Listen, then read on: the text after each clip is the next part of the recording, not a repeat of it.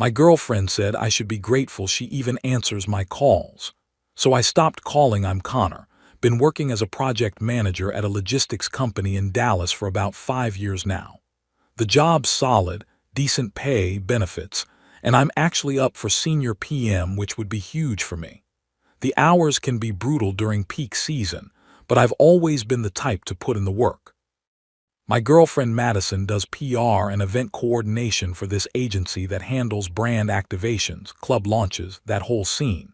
We've been together for 2 years and 2 months. Things were good at first, really good. She was fun, spontaneous, and I liked that she had this whole creative side I don't have. I'm spreadsheets and timelines, she's Instagram stories and VIP lists. But about 6 months ago, something shifted.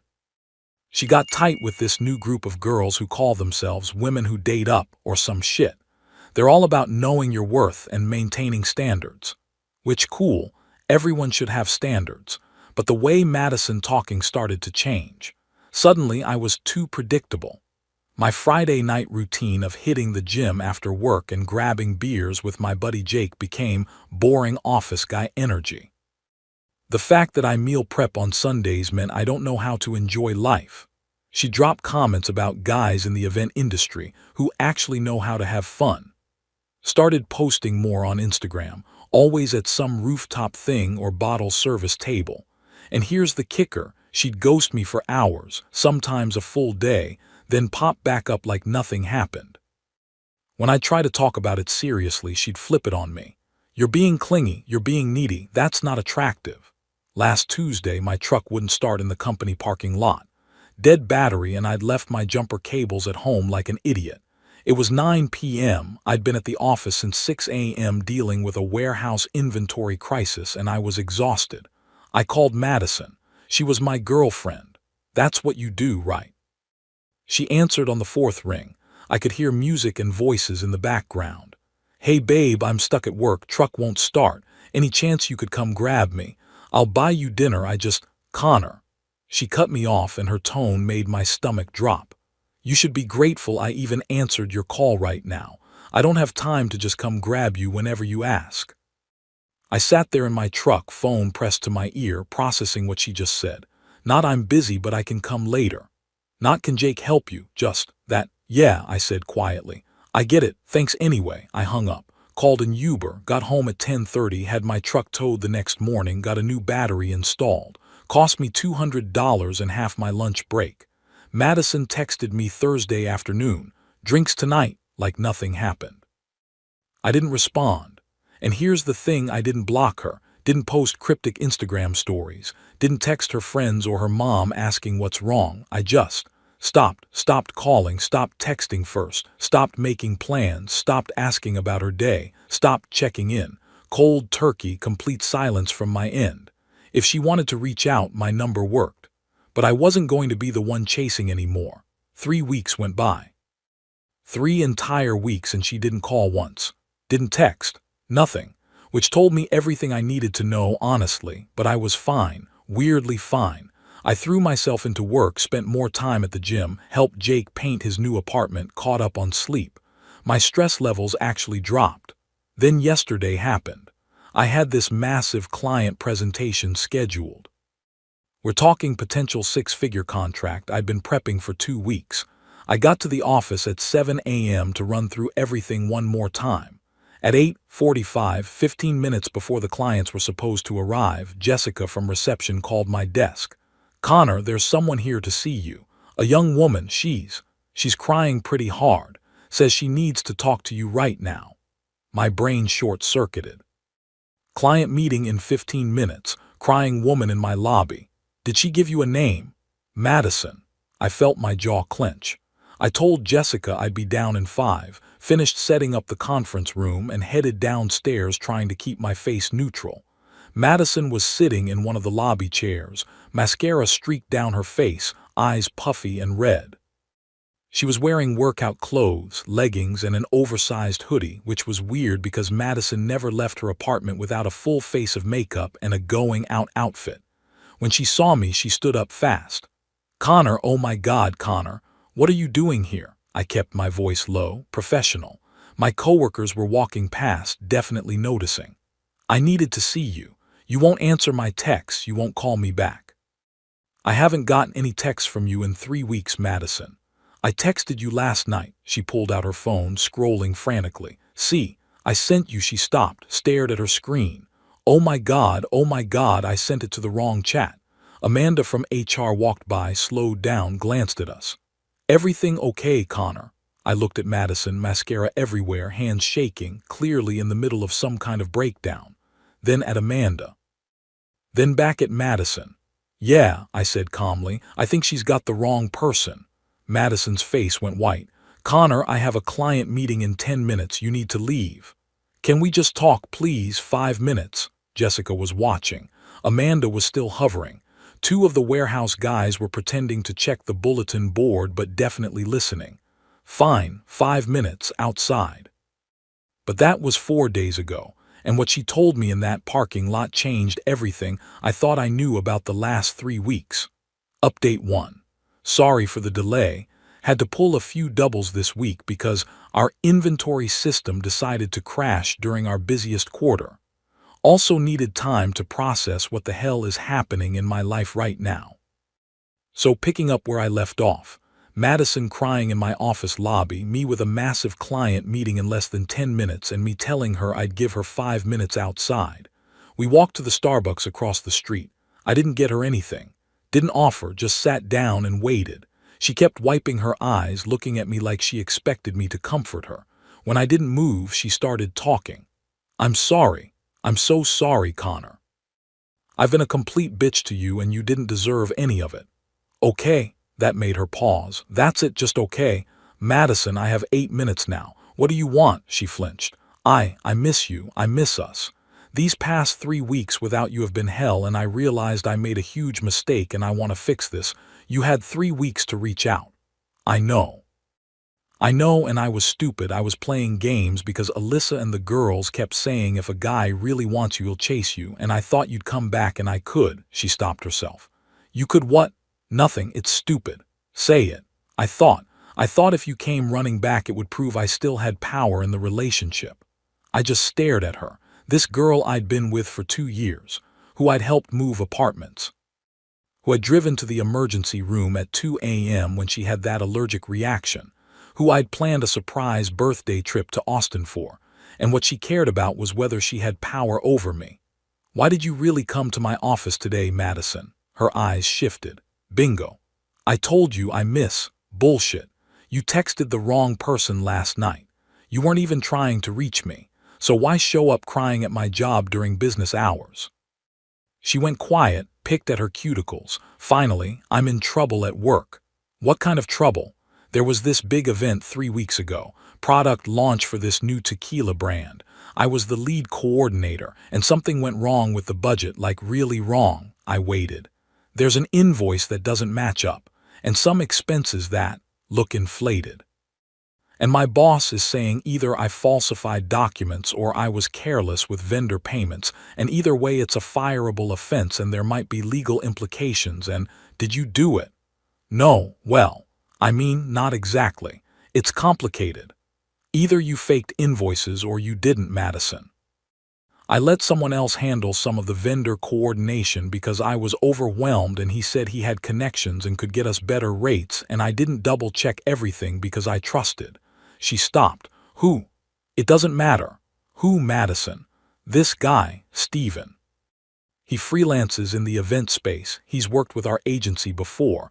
I thought he was helping me, but apparently he was skimming money, and now everything's under investigation and I'm the one who signed off on the payments, and my boss is talking about firing me and I'm terrified and I don't know what to do. It clicked. All of it. The new friend group. The comments about guys in the industry. The ghosting. The sudden need for space. So you came to me because you need help. I came because I miss you. No. You came because your life is falling apart and you need someone to bail you out. You spent 3 weeks not giving a shit if I was alive or dead because you thought you had something better lined up. And now that it's blowing up in your face, suddenly I'm worth answering the phone for again.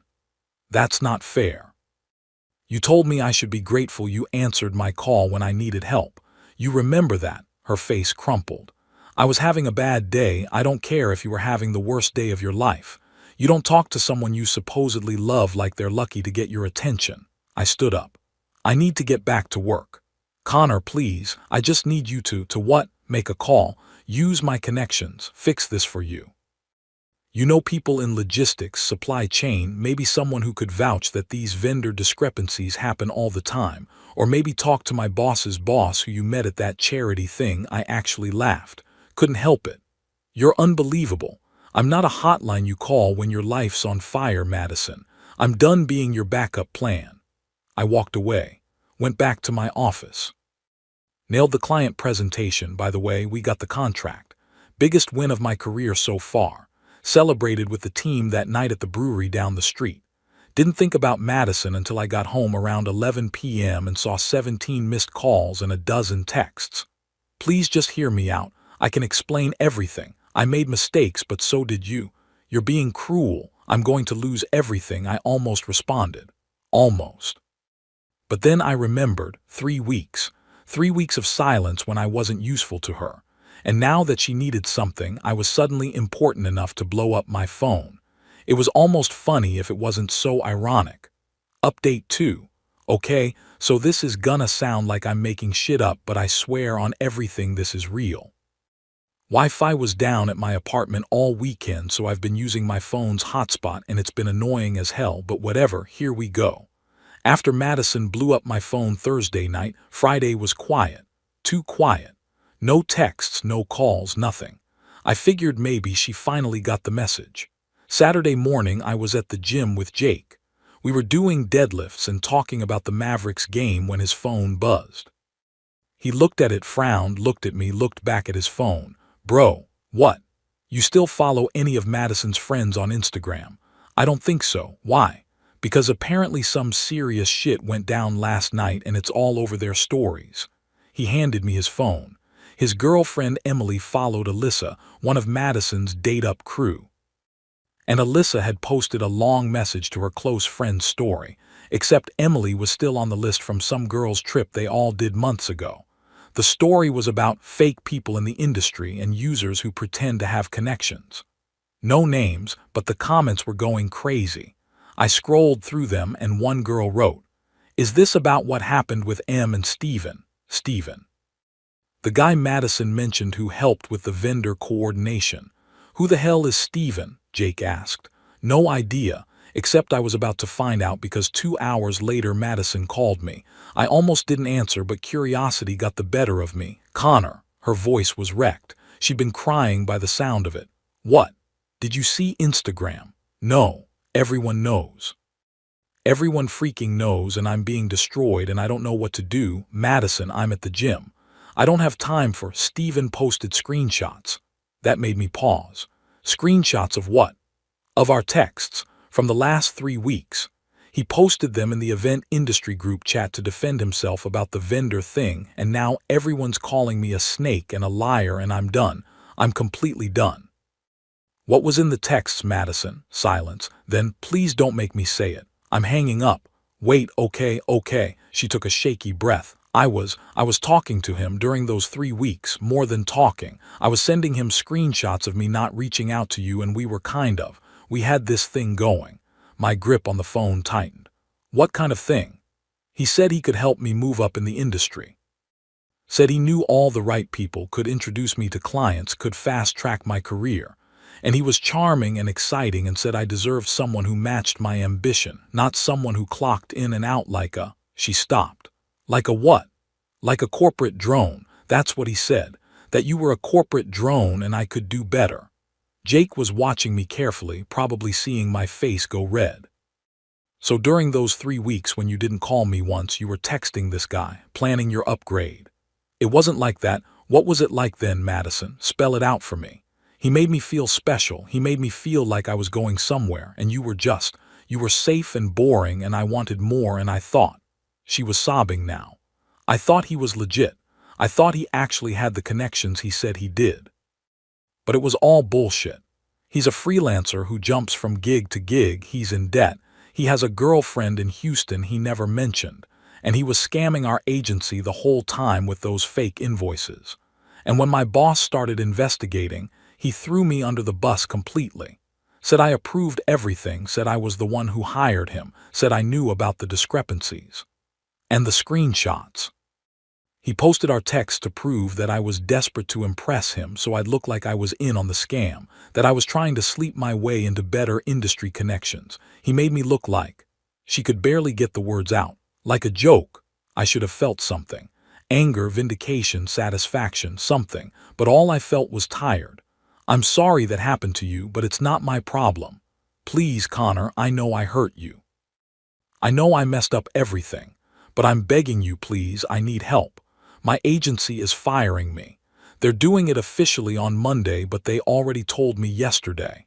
And Steven is telling everyone I was the mastermind behind the vendor fraud, and people are believing him because of those texts, and I can't.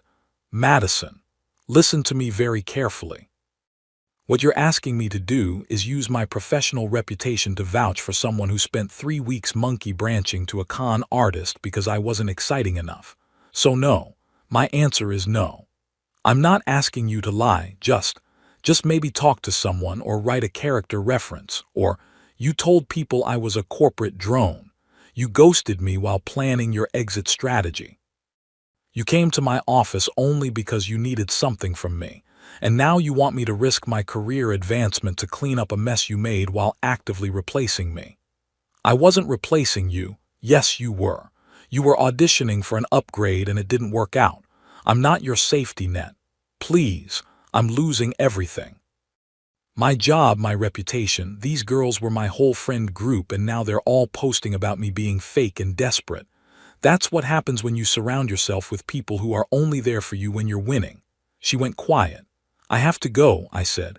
Will you at least? Can we talk in person just once? I need closure. No, Connor, I hung up. Blocked her number. Blocked her on Instagram, Snapchat, everywhere. Jake was staring at me. You good, man? I'm good. You sure? Because that was heavy. I'm sure, and weirdly I was. I finished my workout, went home, meal prepped for the week, watched the Mavericks game, went to bed at a reasonable hour for the first time in months. But Monday morning I got to work and found an email from Madison's personal account. Subject line, please read this. I haven't opened it yet. Part of me wants to just delete it. Part of me is curious what she could possibly say that would matter at this point. I'll update you guys when I decide what to do, or maybe I won't do anything. Maybe silence is the best response. Either way, I'm good. Really good, actually. Promoted to senior PM last week, forgot to mention that. Got the official offer Friday before all the Madison drama exploded. Better title, better pay, new team. Life's looking up. Funny how things work out when you stop accepting bullshit. Final update, been a while, about 6 weeks since my last update. Some of you DM'd me asking if I ever opened that email. Yeah, I did, about 2 weeks after I got it. Took me that long to even care enough to look. It was long, like really long. Therapy speak throughout, lots of I recognize that and I'm working on understanding why. She said she's been seeing a therapist twice a week. Said she's been diagnosed with some anxiety stuff and attachment issues. Said the whole date up mentality was toxic, and she realizes now how it poisoned her thinking. Said she takes full responsibility for everything. Then came the part where she asked if we could find closure together. Said she knows she doesn't deserve another chance but wanted to honor what we had with a proper conversation. Said she's not asking me to fix anything for her, just to hear her out. The email ended with, I know I destroyed something good because I thought I deserved better, but the truth is I'll never find better than what we had. You were the best thing in my life and I threw it away. I'm so sorry. I sat with it for a few days. Thought about it, talked to Jake about it. He said, bro, she's just trying to get back in because everything else fell apart. And he wasn't wrong. Here's what I found out through the grapevine. Madison did lose her job. The agency fired her and settled with the vendors quietly to avoid bad press. Steven apparently skipped town, owes money to multiple people, completely ghosted everyone. The Date Up friend group dissolved because once the drama hit, everyone scattered. Alyssa moved to LA. Another girl went back to her ex-boyfriend. The whole crew just imploded. Madison moved back in with her parents in Fort Worth. I know this because her mom commented on one of my Instagram posts from like a year ago, just a heart emoji. Deleted it 10 minutes later, but I saw it. Make of that what you will. Part of me felt bad for her. Not because I wanted to get back together, that ship sailed when she told me I should be grateful she answered the phone, but because watching someone's life fall apart is never fun, even when they kind of brought it on themselves. I didn't respond to the email though. Instead, I did something that felt right. I gathered up all the stuff she'd left at my place over 2 years. Couple of hoodies, a hair dryer, some face products, a few books, a phone charger, put it all in a box. Wrote a short note. Madison, your things, please don't come to my office again. I hope you're doing okay. Connor dropped it off at her parents' house with the concierge at their apartment complex. Never heard anything back. Figured that was that. Until last week. I was at this work event, client appreciation dinner, fancy steakhouse downtown. I was there with my new team networking, and I saw her across the room. She was with some older couple, her parents, I'm guessing. She looked different, hair shorter, no makeup, wearing business casual instead of her usual Instagram outfit. She looked smaller somehow, tired. Our eyes met for maybe 2 seconds. She gave me this small, sad smile. I nodded. That was it. Neither of us walked over. Neither of us made a scene. 10 minutes later, I was in the bathroom and her dad was washing his hands at the sink next to me. Connor, right? He said. Yes, sir. Thought so. Madison pointed you out, said you two used to date. Yes, sir, we did. He dried his hands, looked at me carefully. She's doing better, taking things slow, working on herself. That's good to hear. She made some mistakes, big ones, but she's learning. I didn't know what to say to that, so I just nodded. He put his hand on my shoulder. For what it's worth, you seem like a good kid, smart to walk away when you did. Not a lot of guys your age would have the spine to do that. Then he left. I stood there for a minute, processing. Her dad wasn't asking me to take her back, wasn't making excuses for her. He was just acknowledging reality. I respected that. When I got back to my table, Madison and her parents were gone, so that's where things stand. I'm 31 now, had a birthday last month. Jake threw me a thing at his place. Bunch of us drank beer and played poker and talked shit. It was perfect. Work's going great. Senior PM role is kicking my ass, but in a good way. I'm learning a ton, managing bigger projects, making more money. Actually started looking at houses, might buy something small in Richardson, build some equity. Dating, not really. Had a few first dates through Hinge, but nothing serious. I'm not rushing it. For the first time in a long time, I'm actually content being on my own. No games, no guessing, no wondering if I'm enough. Someone asked me in the DMs if I ever think about Madison. Honestly, sometimes. Usually when I see couples at restaurants or when a song comes on that we used to listen to. But it's not the painful kind of thinking. It's more like remembering a chapter that's finished. I don't hate her. I'm not angry anymore. I'm just done. She taught me something important though, even if she didn't mean to. When someone shows you that your presence in their life is conditional on what you can do for them, believe them the first time. Don't wait for the second or third proof. I didn't stop calling to punish her. I stopped calling because I finally believed her when she said I should be grateful she even answered. And now I'm grateful she doesn't answer at all. Life's weird like that sometimes. Anyway, that's the end of it. Thanks for following along with this mess. You guys were right about pretty much everything in the comments. Appreciate the support. Stay up, Connor.